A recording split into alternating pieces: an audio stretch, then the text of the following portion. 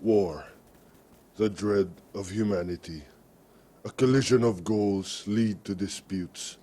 They build up, and ultimately, they lead to war itself. And in war, there is always bloodshed. Man turn against man, and for what cause? History is written by the victorious, but at what cost? The blood of the enemy? Perhaps it's truly a cause, or perhaps it's just human nature. But here we witness that aspect of war between the kingdoms of Theleban and Vexonia. Theleban, the nobles ruled by the great king Morgom, and the war kingdom Vexonia, ruled by the fearsome General Syllabus.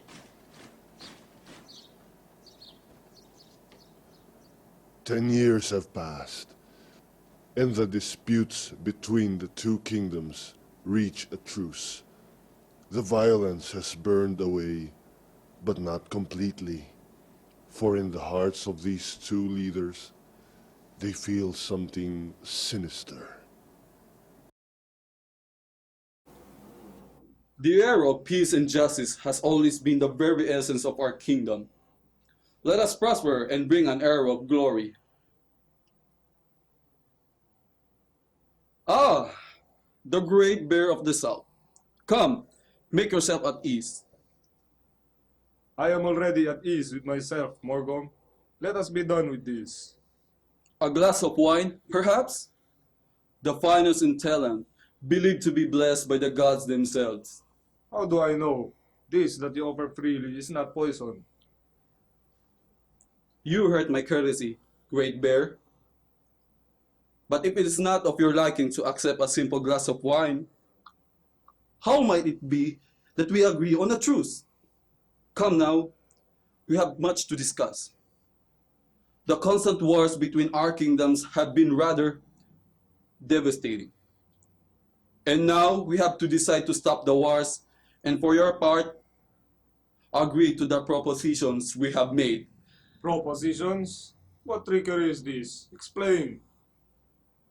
We know that the lands east of Taliban are rich and as a whole, a key location for your kingdom's expansion. And so, with no resistance, you may claim it as your own. And I believe you want something in return. Correct. By virtue, I would not propose this. But we want half of all resources in that area delivered as gift from you to our kingdom in a compensation for all damages dealt to us in the past. What? Loud and clear. We want half of the resources extracted from the land and given to us. And in return, you live freely. After all the chaos, Vexonia needs all the resources she can get her hands on. This cannot be. I demand you give us the lands freely, with all its riches. There is no other choice. The wars you wrought upon us left our kingdoms on the brink of collapse. We need the resources and assets as much as you do. Madness! The unconquered land altogether belongs to only one kingdom. It cannot be shared. We need it more than you do, King. Due to the open conflicts your kingdoms have caused, we Talibans began to feel the coil of corruption and financial loss. The nobles steal from each other behind my back. We need it more, Great Bear, than you, warmongers. We'll never know. Gold. Gold. All you pathetic nobles ever care for. Your virtues of glory and perception of justice revolve on your egotistical nonsense. The solution is battle. I challenge your kingdom to one last war to end all other wars. The victor takes all. War is not the answer. Can't you see? All that we have worked for, in the end, will amount to nothing. We need those resources as much as you do. Half is not enough. Do you honestly think we would stand idly by as you take advantage? This is not the first. That is it. Let us end this. Enough of your diplomatic greed. Prepare yourself, king. War is coming, all other wars.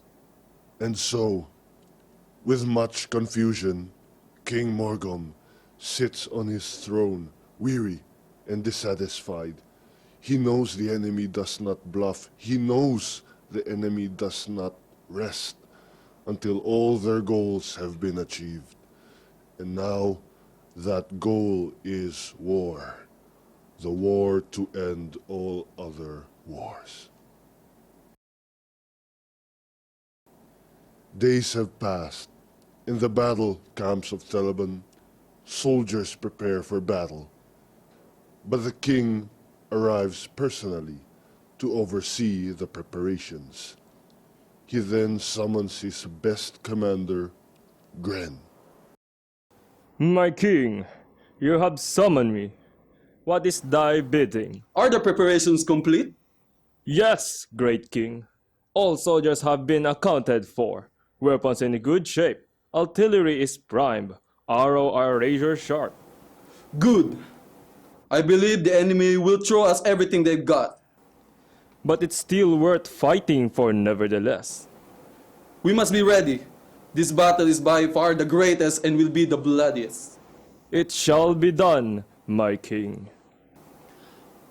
I am placed in a hard position once more, to a decision I wish I never had to make. But war is here once more, knocking. We must answer back, for glory, honor, and justice. Meanwhile, in Vixonia, the thirst for battle escalates. In the war camp, General Syllabus plans the assault. All right, men. The time has come to attack. To take what is ours once and for all. This war will be the final decision. Who wins and who loses. There is no turning back. In accordance to the dire consequences of these upcoming battles, I place my authority to my most trusted lieutenant and master assassin, Kyria. She will lead the assault. Is this clear? Now, I leave you to my lieutenant. And so, the soldiers march to the battlefield. But what will it be to these soldiers after the war? Will it be a victorious memory, or will they be nothing more than the memory itself? By now, both armies reach the battlefield. They position themselves into formation, spearmen at the front, archers at the rear. How long can both armies keep it this way when the heat of battle envelops them? It all starts with one single shout. Charge! The two armies attack head-on, but Vexonia begins to flank as soon as the Theleban artilleries hurl forth fireballs of doom. The Vexonians get in close with utmost speed and lock the enemy into sword range. The battle is now hand-to-hand, to the death. By now, both armies have suffered fatal losses. Commander Gren and Kyria are among the numbered few who still stand fighting, until it has reached a point that only the two of them remained. The battle for the lands depends on one of them to succeed. They fight, Gren using his sheer strength, and Kyria countering with her speed. You seem to be losing stamina, Commander. What are you talking about, woman? I'm just getting started. Roll! Why not let you lose your life as well? Gren runs to find cover, as the wounds he bear are too fatal. Pity for a kingdom who treasures honor and justice, to have a commander who steps back and runs away from death. Or maybe it's just plain human instinct to survive. Great! A cliff! You can run, but you can hide. Forever. I will find you. You know, I find you at last. Give up! There is no way to run. Well, unless you can fly. Time to die. If I'm going to fly, then I'm taking you with me. What? Let me go! What are you doing? You idiot! Don't you dare jump off the cliff! You idiot! What are you thinking? You could have gotten me killed. You dumb... Oh! Your leg did not land as intended, huh? I'm lucky nothing broke. Just a flesh wound. What are you waiting for? Kill me! I can't escape you right now. I will. This will be a short and painless death.